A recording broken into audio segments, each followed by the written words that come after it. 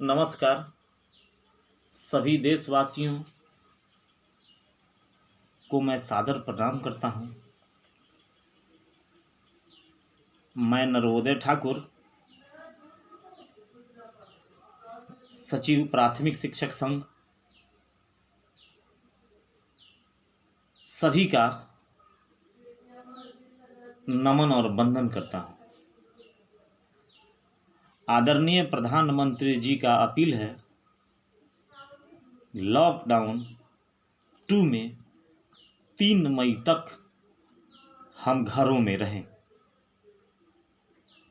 Corona जैसे वैश्विक महामारी में आदरणीय प्रधानमंत्री जी का कदम बहुत ही सराहनीय है।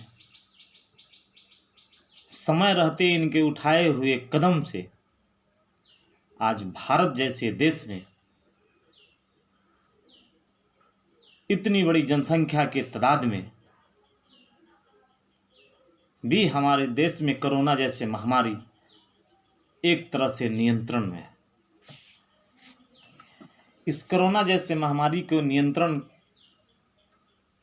के लिए उठाए गए कदम के लिए मैं विशेष रूप से सभी शिक्षक साथियों की ओर से आदरणीय प्रधानमंत्री जी का अभिवादन करता हूं, उनका नमन करता हूं, उनका वंदन करता हूं।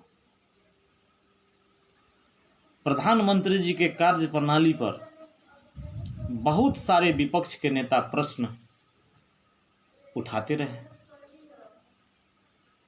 लेकिन आज जब वैश्विक महामारी कोरोना जैसे वैश्विक महामारी में हमारा देश जूझ रहा है, उस समय विपक्ष के नेता आदरणीय राहुल गांधी जी पता नहीं कहां चले गए हैं, वह दिखाई भी नहीं दे रहे हैं। हमारे बिहार के नेता, विपक्ष के नेता तेजस्वी यादव जी, जो बिहार के भावी मुख्यमंत्री का सपना देख रहे हैं, असदुद्दीन ओवैसी, जो प्रधानमंत्री मोदी जी के हर कार्यों को, हर क्रियाकलापों का आलोचना करने वाले,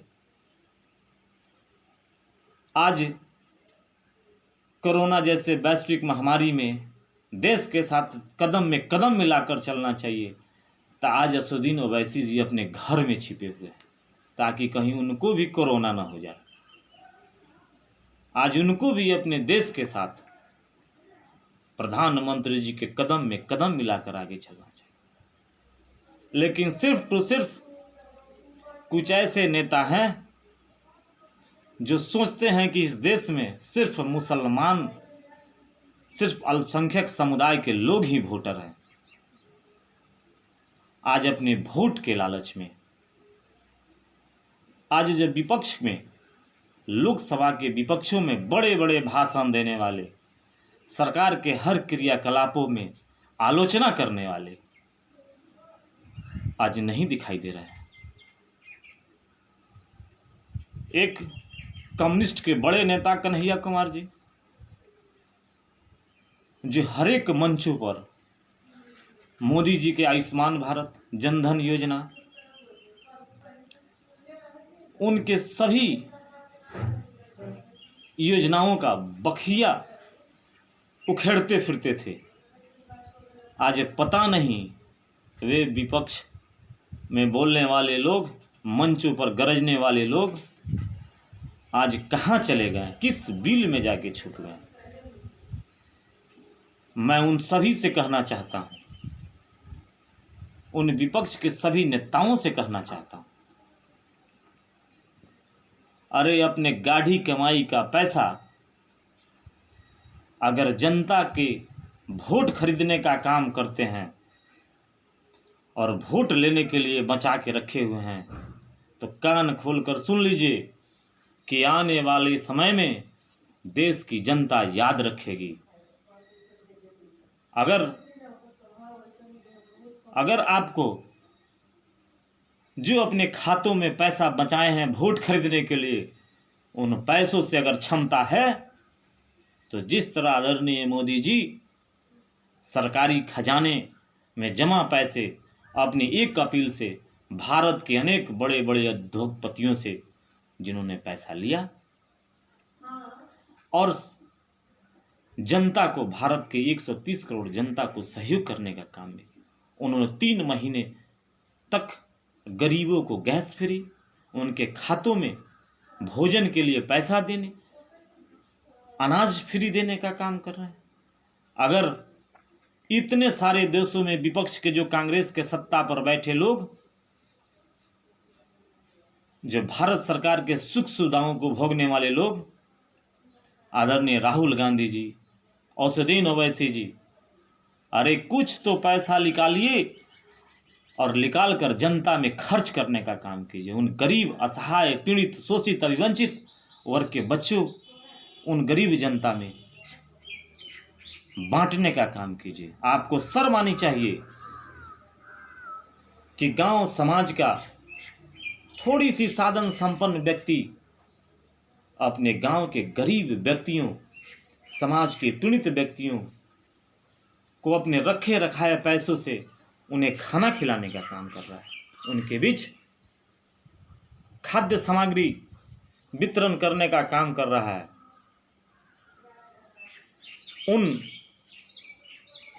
उन उद्योगपतियों को, उन समाज सेवियों को भी मैं क्रांतिकारी नमन और वंदन करता हूं जिन्होंने आपदा के समय में अपने पैसों से गरीबों के बीच खाना का वितरण कर रहे हैं। और आप लोकसभा के सदन में सरकारी सुख सुविधा में बैठे हुए हैं और सरकारी सुख सुविधा का उपभोग कर रहे हैं, और सरकार जनता की गाढ़ी कमाई का पैसा आपके सुख सुविधा में खर्च होता है। जब देश में विपत्ति का समय आया है तो आप उन चूहों की तरह बिल में छुपने का काम कर रहे हैं। तो आने वाला समय में आपको जनता यह सबक सिखाने का काम कर रहा है।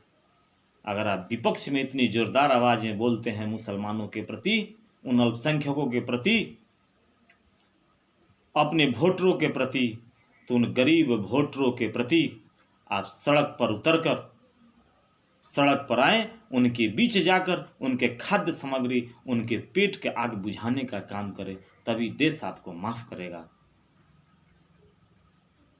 इन्हीं बातों के साथ आप घर में रहें, सुरक्षित रहें, भीड़ भाड़ के एरिया से बचें, अपने हाथों को साबुन से धोएं और कोरोना जैसे महामारी को दूर भगावें, ताकि जिस जगह में कोरोना जैसी महामारी नहीं फैला हुआ है उसे नहीं फैले, उसके लिए आप घरों में रहें, सुरक्षित रहें, और अपने क्षेत्र में जो साधन संपन्न व्यक्ति हैं वह गरीबों के बीच उन कुछ आहारों का वितरण करते रहें। यहाँ तक तो कुछ जनप्रतिनिधि सरकार के खजाने से मिले पैसे से का उपभोग करने में सबसे पहले आगे रहते हैं, इसलिए उन्हें सड़क बनवाने में, उन्हें सरकार के खजाने का विकास के काम करने से उन्हें कमीशन मिलता है। लेकिन जब जनता के बीच सहयोग करने की बात आती है तो उन चूहों की तरह बिल में छुप जाने का काम करते हैं। उन्हें शर्म से डूब जाना चाहिए। वैसे विपक्ष के लोगों को, वैसे जनप्रतिनिधियों को जो सत्ता पर बैठे लोगों पर उंगली उठाने का काम करते हैं। जय भारत, जय भारत, वंदे मातरम।